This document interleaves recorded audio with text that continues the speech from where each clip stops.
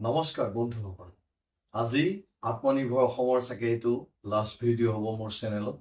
এই ভিডিঅ'টো বনাবলৈ লোৱাৰ আগত এটা মেছেজ আপোনালোকৰ সন্মুখত মই দেখাবলৈ লৈছোঁ। এই মেছেজটো হৈছে যিখিনি আত্মনিৰ্ভৰ অসমৰ প্ৰথম পৰ্যায় বুলি কৈছোঁ কিয়নো মুখ্যমন্ত্ৰী মহোদয়ে কৈছে দ্বিতীয় তৃতীয় পৰ্যায় অনুষ্ঠিত হ'ব বুলি। সেইবাবে প্ৰথম পৰ্যায়ত যিসকল আত্মনিৰ্ভৰ অসমৰ প্ৰাৰ্থী চিলেকশ্যন হ'ল সেইসকলৰ বাবে কেনেকৈ কি প্ৰক্ৰিয়াৰ মাজেৰে লিষ্ট ওলাল আৰু কেনেদৰে তেওঁলোকৰ নাম চাব সেইখিনি আজি এই ভিডিঅ'টোত লৈ আহিছোঁ। আত্মনিৰ্ভৰ অসম আঁচনিখন প্ৰথম অৱস্থাত যথেষ্ট এখন সকলোৰে হৃদয়স্পৰ্শী আঁচনি হিচাপে পৰিগণিত হৈছিল যদিও পাছৰ পৰ্যায়ত বহুতো মানুহৰ ক্ষোভ অভিমানৰ কাৰণ হৈ পৰিল। বহুতো মানুহে এই আঁচনিখনত যি ডিপ্ৰাইভ হ'ল, নিৰাশা হ'ল, তাক লৈ বিভিন্ন ধৰণৰ সমালোচনা মই প্ৰতিটো ভিডিঅ'তে দি আহিছোঁ।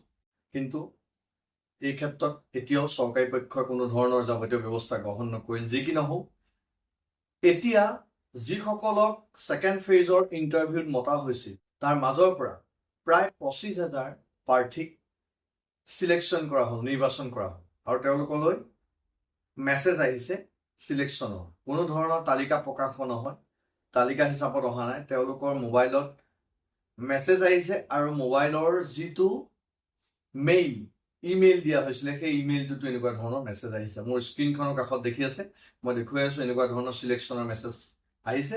আৰু যিসকল প্ৰাৰ্থীৰ মোবাইলত মেছেজ আহিছে বা ইমেইলত মেছেজ আহিছে বা ইনবক্সত মেছেজ আহিছে নিৰ্বাচিত হ'ল বুলি এনেধৰণে এইসকল প্ৰাৰ্থীয়ে অহা নৱেম্বৰৰ 3 তাৰিখে গুৱাহাটী খানাপাৰাত যিটো বিতৰণি হ'ব প্ৰথম, সেই বিতৰণি অনুষ্ঠানত গৈ তেওঁলোকে তাত দায়িত্ব লোৱাৰ পাছত নিজৰ জিলাত 3দিনীয়া এটা প্ৰশিক্ষণত অংশগ্ৰহণ কৰিব লাগিব। আৰু এই 3দিনীয়া প্ৰশিক্ষণটোত অংশগ্ৰহণ কৰাৰ পাছত তেওঁলোকৰ যিটো একাউণ্ট দিয়া হৈছিলে বেংকৰ একাউণ্ট, সেই বেংকৰ একাউণ্টত টকাখিনি লাভ কৰিব। এইখিনিয়ে হৈছে বৰ্তমানলৈকে জানিবলগীয়া বা আমাৰ যিমানখিনিলৈকে জনাব পাৰোঁ সিমানখিনিয়ে আপোনালোকৰ বাবে আগবঢ়াইছোঁ। আগন্তুক দিনত আমি আৰু কি নতুন সংযোগ হ'ব বা এই ক্ষেত্ৰত কিবা নতুন নিৰ্দেশনা আহিব নেকি, এই ক্ষেত্ৰত আপোনালোকক আমি নিশ্চয়কৈ জনাই যাম। আশা ৰাখিছোঁ যিসকল বঞ্চিত হ'ল এই বঞ্চিত হোৱা প্ৰাৰ্থীসকলৰ বাবে সুব্যৱস্থা কৰক।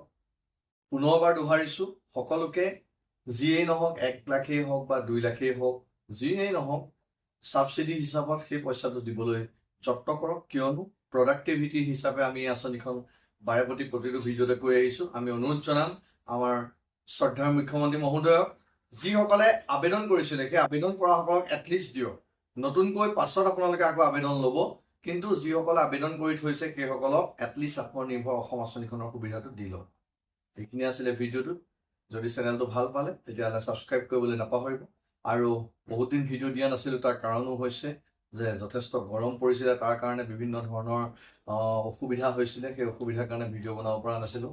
কিছু মোৰ ছেটআপৰো অলপ অসুবিধা, যিহেতু আমি এক মধ্যবিত্ত পৰিয়ালৰ ল'ৰা এনেদৰে আগুৱাই গৈ আছোঁ। আগন্তুক দিনত আপোনালোকৰ মৰম আৰু সঁহাৰি পাই যাম বুলি আশা কৰিলোঁ। ধন্যবাদ। নেক্সট ভিডিঅ'ত পুনৰ লগ পাম।